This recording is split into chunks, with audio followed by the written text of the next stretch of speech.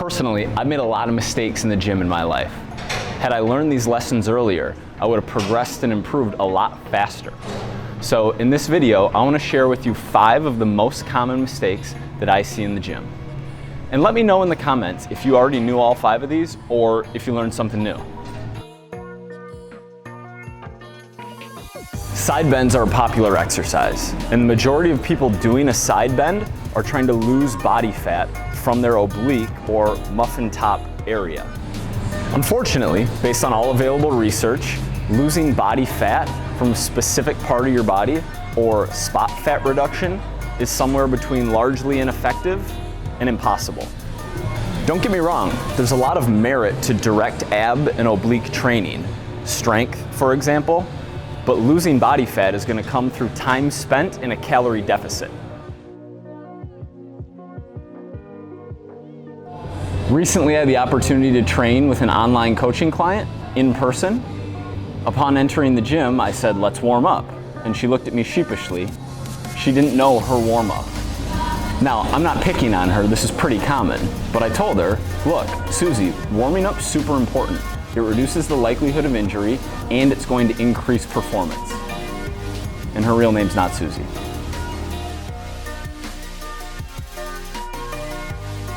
All right, this sounds like weird trainer jargon, but it's actually super important, so bear with me, especially if you're a woman or a guy who wants to grow and lift your butt.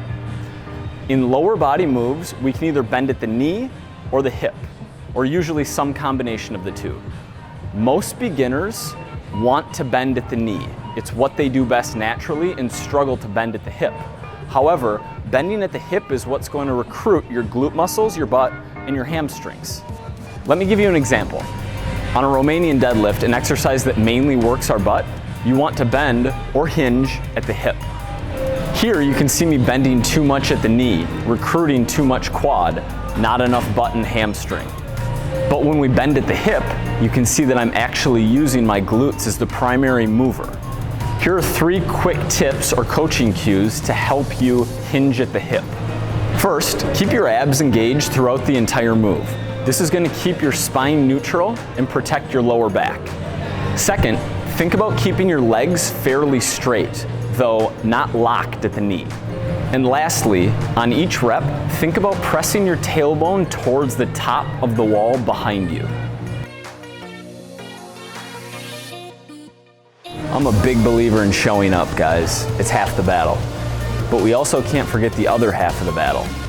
Just showing up and just going through the motions is not going to get you the same results as training with focus and intensity and heart. Implementing some form of progression, increase in weight, increase in total volume, decrease in rest time, will be crucial for making progress over time. Write it down, work hard. Do you know how many men have done something stupid in the gym to impress a girl? Or how many of us have skipped an exercise that we were unfamiliar with for fear of embarrassment or failure? You need to be super honest with yourself. If you have pause reps, but instead do regular reps so you can lift more weights to impress some jack dude you don't know, or if you skip single leg RDLs because you don't have very good balance and you're afraid that you're going to be embarrassed and fall over, those decisions add up over time. Set your ego aside and execute your program with proper form. It's going to add up a ton in the long run. All right, guys, thank you for watching. I appreciate you. I personally have made all of these mistakes at one point or another, some of them very recently. Let me know down in the comments if you have too. Subscribe if you want to see more of these videos. See you guys soon.